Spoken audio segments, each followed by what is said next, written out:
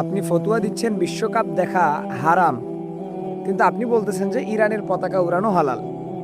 আপনি ফতোয়া দিচ্ছেন যে বিশ্বকাপ দেখা যাবে না, বিশ্বকাপের খেলা দেখা যাবে না, কিন্তু আমার প্রশ্ন হচ্ছে ইরান কি বিশ্বকাপের মধ্যে পড়ে না? আপনি বলতেছেন বিশ্বকাপ দেখা হারাম, কিন্তু আপনি সৌদি আরবকে সাপোর্ট করার জন্য আপনি আগ্রহী করে তুলতেছেন, ইরানকে সাপোর্ট করার জন্য আগ্রহী করে তুলতেছেন। আমার প্রশ্ন হচ্ছে, একটা মুসলিম দেশ, একটা ইসলামী দেশ যদি হারাম কোনো কাজ করে, সেটা কি হালাল হয়ে যায় ভাই? কখনোই না। শরীয়ত একটা দেশের উপর ভিত্তি করে চলে না, শরীয়ত একজন ইসলামী ব্যক্তির উপর ভিত্তি করে চলে না। সো সেই দিক বিবেচনা করে আপনি যদি এভাবে ভিডিও মেক করেন, আমি আসলে আশ্চর্য হয়ে গেলাম অনলাইনে এই ধরনের ভিডিও দেখে, যে আপনি আমাকে টাকা পাঠান, আমি এই টাকা দিয়ে ইরানের বড় পতাকা উঠিয়ে লাগাবো। সো আমার প্রশ্ন হচ্ছে, আপনি কিসের ভিত্তিতে লাগাবেন? আপনি বলছেন ফুটবল বিশ্বকাপ দেখা হারাম, ইরান কি ফুটবল বিশ্বকাপের বাইরে গিয়ে খেলবে? কি হিসাবে আপনি তার পতাকা উড়াবেন? যখন তারা ইসরায়েলের বিপক্ষে যুদ্ধ করলো, যখন তারা আমেরিকার বিরুদ্ধে যুদ্ধ করলো, বড় মুসলিমদেরকে যখন নির্যাতিত করা হচ্ছিল, তো যখন তারা হুঙ্কার দিছিল, তখন তো আপনি এই কথা বললেন না যে একটা বড় পতাকা উড়ানো উচিত, সো আপনারা আমাকে বিকাশ করে টাকা দেন, আমরা 20 কিলোমিটার 40 কিলোমিটার আমরা একটা বড় পতাকা উড়াবো বা বড় একটা পতাকা তৈরি করবো। সো তখন তো আপনি বললেন না। আপনি বলছেন কখন? যখন বিশ্বকাপ শুরু হচ্ছে, সময় নষ্ট করে মানুষ তাহাজ্জুদ পড়ে না, ওই সময়টাতে মানুষ ঘুম নষ্ট করে খেলা দেখতেছে। আবার সেই খেলা দেখার পরে যখন ফজরের ওয়াক্ত হচ্ছে, তখন মানুষ নাক ডেকে ঘুমাচ্ছে, আর ওই মানুষকে আপনি আগ্রহী করে তুলতেছেন বিশ্বকাপ খেলা দেখার জন্য, তাই না? আপনি যখন বলছেন যে ইরানকে সাপোর্ট করা হালাল, আপনি যখন বলছেন ইরানের পতাকা বানানো হালাল, তখন তো মানুষ বুঝতেছে ইরানকে সাপোর্ট করা হালাল মানে বাকি দলগুলোর খেলা দেখা যাবে, ইরানের খেলা দেখা যাবে। আপনি রাত 2টা বাজে খেলা দেখতেছেন, ফজরের নামাজ পড়ছেন না, আপনি বলছেন যে খেলা দেখা হালাল। ফাইজলামি। শরীয়ত কি এমনিতেই আসছে আপনার কাছে? আপনি কি শরীয়তটাকে বানাচ্ছেন প্রতিদিন? এরকম আলেম, এরকম হুজুরদেরকে দেখলে আমার আসলে আফসোস লাগতেছে যে আপনি বিনোদন কিসের জন্য বিনোদন নিচ্ছেন। অনেক হুজুর, অনেক আলেম বলছে যে বিনোদনের জন্য খেলাটা দেখা যায়। ভাই, বিনোদনের জন্য যদি হারাম একটা জিনিস জায়েজ হয়ে যায়, কেন হারাম বলছি? ইসলামী শরীয়তের মধ্যে কিন্তু পর্যাপ্ত নির্দিষ্ট দলিল নাই, কোরআন হাদিসের মধ্যে কোথাও নাই যে বিশ্বকাপ খেলা দেখা নাজায়েজ। কিন্তু নাজায়েজ শর্ত সাপেক্ষে, যে আপনি যদি সময় অপচয় করেন, আপনি যদি ফরজ বিধান বাদ দিয়ে সেগুলোর মধ্যে লিপ্ত হন, আপনি যদি অনর্থক টাকা খরচ করেন, এটা তো অনর্থক টাকা খরচ হইলো। আপনি ওই টাকা দিয়ে গরিব মিসকিনকে হেল্প করেন, তা তো আপনি করবেন না। আপনি বড় পতাকা লাগাবেন, যেন মানুষ আপনাকে বলে যে এই পতাকাটা কে লাগাইছে, অমুক ব্যক্তি লাগাইছে। আর আপনি ফতোয়া দিচ্ছেন যে এই জিনিসটা বিনোদনের জন্য। তাহলে আমিও বলবো যে বিনোদনের জন্য বা টেস্ট করার জন্য শুকরের গোশত একবার খাওয়া হালাল। এটা আপনি কেন মানবেন না? শুকরের গোশত একবার খাওয়া হালাল। এরপরে আমি গরুর গোশত খাই, আমি ছাগলের গোশত খাই, আমি বকরির গোশত খাই, আমি একবার শুকরের গোশত খাবো, তাতে কোনো তো সমস্যা নেই। তো আমি জাস্ট টেস্ট করতেছি।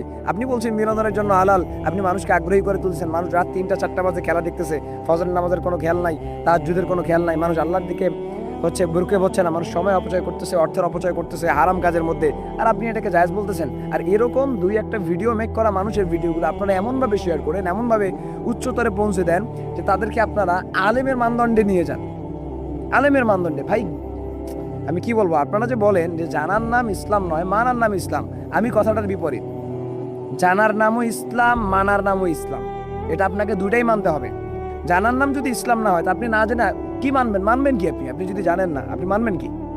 আপনি বলছেন একটা হারাম কাজকে আপনি হালাল করে দিলেন, আপনি জানেন না বলেই তো হালাল করে দিলেন। সো আপনাকে আগে জানতে হবে। আপনি যদি সূরা ফাতিহা না জানেন, আপনি মানবেন কিভাবে? সো এটা কখনো বলা যাবে না যে জানার নাম ইসলাম নয়, মানার নাম ইসলাম। প্রথমে জানতে হবে আপনাকে, জানার নাম ইসলাম, মানার নাম ইসলাম। একজন ভালো একটা কন্টেন্ট ক্রিয়েটর ভিডিও বানাচ্ছে, কন্টেন্ট ভালো লাগতেছে, শেয়ার করে দিলাম, কিন্তু সে কি বলতেছে, কোন দিকে যাচ্ছে, ইসলামী শরিয়া কি বলে, এই দিকে আমাদের কোনো ভ্রুক্ষেপ নাই। আমরা একটা কন্টেন্ট ক্রিয়েটরকে আমরা আলেমের পর্যায়ে নিয়ে যাচ্ছি। টুপি পাঞ্জাবি পরে যখন সে ভিডিও মেক করতেছে, ভালো ভালো ভিউ হয়ে গেলে, ভালো একটা পর্যায়ে চলে গেলে, ভালো একটা ফলোয়ারের পেজ হয়ে গেলে, এরপরে কি করতেছে, সে বলো আলেমের কাতারে দাঁড়াচ্ছে, ওয়াজ মাহফিলে যাচ্ছে, এরকম টাইপের আমরা বানিয়ে দিচ্ছি। এবং হক্কানি আলেমদেরকে আমরা এই সমস্ত জিনিস থেকে আমরা বিরত রাখতেছি। হক্কানি আলেম দ্বারা তাদের দেখবেন যে তারা ভিডিওতে আসে না, তারা ভিডিও মেক করে না। যারা ভিডিও মেক করে অনলাইনের মধ্যে একটু পরিচিত, আলেম না, জাস্ট একটু শিক্ষিত, তাদেরকে আমরা ইসলামী জ্ঞান না থাকার কারণে, শরিয়া জ্ঞান না থাকার কারণে আমরা আলেমের পর্যায়ে নিয়ে যাচ্ছি। সো আমাদের এখনো সময় আছে যে এই জাতিকে বুঝতে হবে, এই জাতির জ্ঞান থাকতে হবে। আপনি আগে আমাকে যাচাই করেন যে আমার ভিতরে কি আছে, দেন তারপরে আমাকে একটা ভালো পর্যায়ে নিয়ে যান। আমাকে আগে যাচাই করেন, আমাকে নিয়ে যাওয়ার কোনো দরকার নাই। সো সেই দিক থেকে প্রত্যেক দিক বিবেচনা করে আপনি আগে দেখেন যে কোন মানুষটার লেকচার আমাকে শুনতে হবে, কোন মানুষটার লেকচার আমি শুনতেছি।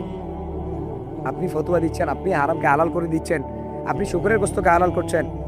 সো সেই দিক বিবেচনা করে আমি বলবো সাপোর্ট আমার পক্ষ থেকে একটা কথা হচ্ছে, যেহেতু এটাতে সময় অপচয় হচ্ছে, যেহেতু শরীয়তের এটাতে আমার শরীর চর্চাও হচ্ছে না, আমার চোখের ঘুম নষ্ট হয়ে যাচ্ছে রাতের বেলা, এত রাতের বেলা তারা এত রাতের মধ্যে খেলা দিছে যাতে করে মুসলমানরা এই খেলা দেখার কারণে তাদের ঘুম নষ্ট হয়, তারা ফজরের নামাজ না পড়তে পারে। আপনি ইহুদি খ্রিস্টানদের চালচলন আপনি জানেন ভাই, তারা কিভাবে আপনাকে দাবানোর চেষ্টা করতেছে, কিভাবে মুসলিমদেরকে দাবানোর চেষ্টা করতেছে। তো সেই দিক থেকে আমি আপনাদেরকে একটাই সাজেস্ট করব, এই দেখা বিলকুল না যায়, বিকজ এখানে সময় অপচয় হচ্ছে, বিকজ এখানে অর্থের অপচয় হচ্ছে, বিকজ এখানে আপনার শারীরিক দুর্বলতা বাড়ছে। সো সেই দিক থেকে আমি স্পষ্ট আপনাকে বলবো বিলকুল হারাম। যদি আপনার পার্সোনালি জানার ইচ্ছা থেকে আমাকে নক করেন, আমি আপনাকে পার্সোনালি বোঝাচ্ছি কীভাবে হারাম। আপনি একটা দলকে আর্জেন্টিনা ব্রাজিলকে বাদ দিয়ে আপনি আমি তাহলে আর্জেন্টিনা ব্রাজিলকে সাপোর্ট করবো, সমস্যা কোথায়? আপনি যদি ইরানকে সাপোর্ট করতে পারেন, আমাকে ভালো লাগে সেটা আমি সাপোর্ট করবো, তাহলে কি জায়েজ না? সো সেই দিক থেকে এখনও সময় আছে, আপনি ফিরে আসেন এবং আপনি এই সমস্ত জিনিস থেকে, এই সমস্ত লেকচার দেওয়া থেকে বেরোতে থাকেন। ভিউ আপনি মনে করছেন এই সমস্ত লেকচার দিচ্ছে ট্রেন্ডিংয়ে চলতেছে, সো আমার ভিউ হবে। ভিউর জন্য যদি কোনো কাজ করে থাকেন তাহলে আপনি মনে হয় সেই হাদিস জানেন না, আল্লাহ রাসূল সাল্লাল্লাহু আলাইহি ওয়াসাল্লামের সেই হাদিসের সঙ্গে আপনি পরিচিত না, যে কিয়ামতের দিন বড় বড় আলেমদেরকে ডাকা হবে, আপনাকেও সেখানে ডাকা হবে, বলা হবে কিসের জন্য? ভিউ কামাইয়ের জন্য ভিডিও মেক করছিলা, যাও আস্তে জাহান্নামে যাও। এই হাদিস মনে হয় পড়েন না, আপনাকে স্মরণ করাই দিলাম। আপনি অন্তত গুগলে সার্চ দিয়ে ভালো টাইপের একটা সহিহ দলিল অনুসারে আপনি হাদিসটা পড়ে নেন।